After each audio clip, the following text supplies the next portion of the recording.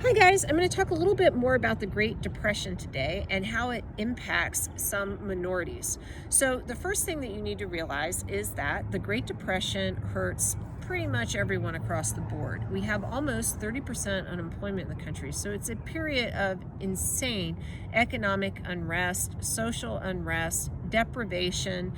No one is having a good time. All right. Even if you happen to keep your job or you have some wealth or whatever, you even can feel ashamed of that because you see so many of your fellow Americans suffering so much. So this is not a time of conspicuous consumption like in the 1920s. If you have money, you keep it on the down low. If you don't have money, you are just scrambling to try to get some food on the table in whatever way you can. And if you happen to be a person of color, this is going to be a little extra.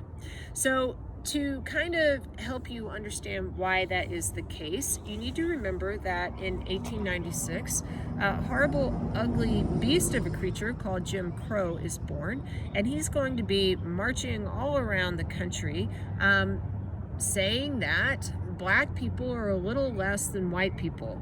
We have a codified caste system built on color in the Jim Crow era. And what that does is it makes it easier for Black people to be the first people who are fired from jobs, okay? It also means that certain sectors of the economy that had been dominated by Black workers are going to switch to being dominated by white workers, which means, of course, you're going to have higher Black unemployment. To give you an example of that, the culinary arts used to be much more dominated by people of color. Bakers, for example, in Tennessee were predominantly all Black in the 1920s for whatever reason. By the 1930s, there were very few Black bakers left. White people came in and they did all the baking because they needed a job, and so they just pushed the Black people out. So what you have to do is you have to look at what the Roosevelt administration did for minority needs. Now, they are all the way across the board trying to fix this big giant problem, and they come up with some New Deal programs like the NRA, which is the National Recovery Act, and Black people would call this the Negro runaround. So there are some times that the Roosevelts do things that Black people do not feel takes them into account. However, there are other programs like the WPA, which is the Works Progress Administration, which will carve out quotas for Black workers.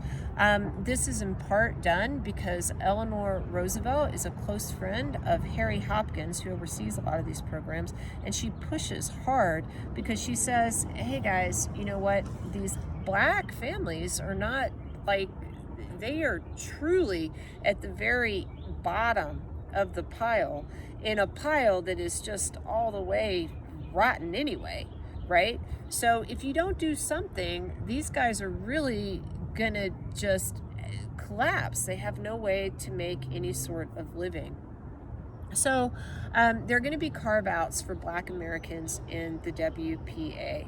And many Black Americans will do as white Americans do. They'll retreat from the cities and they'll go to the farms where you can at least grow some of your own food. But another thing that the Roosevelts do for Black Americans is, or at least Eleanor does, is more symbolic than it is substantive. And what am I talking about? So Eleanor was a member of a group called the DAR. What is the DAR? That is the Daughters of the American Revolution. So the DAR is an organization that looks back at history and tries to preserve it for posterity. To be a member of the DAR, you have to be able to trace your family to someone who fought the American Revolution or contributed to the revolutionary cause. Now, you guys know as well as I do that there were Black soldiers who fought in the American Revolution. There were people like Primus Hall, who fought with George Washington. And that's important, but that history had been somewhat obscured by the Jim Crow era.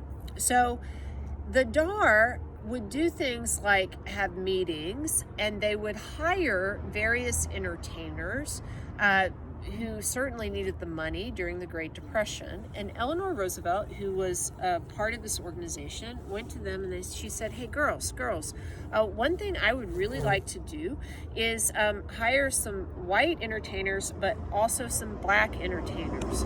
And the DAR said, "Oh, Eleanor, we don't want to do that because there's so many white people who really need some help."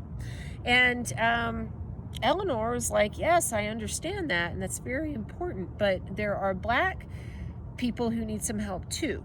So can we kind of, we don't have to hire all black people or even half and half. We just need to hire some black entertainers as well as white entertainers. And if we don't, DAR, I'm going to quit this organization."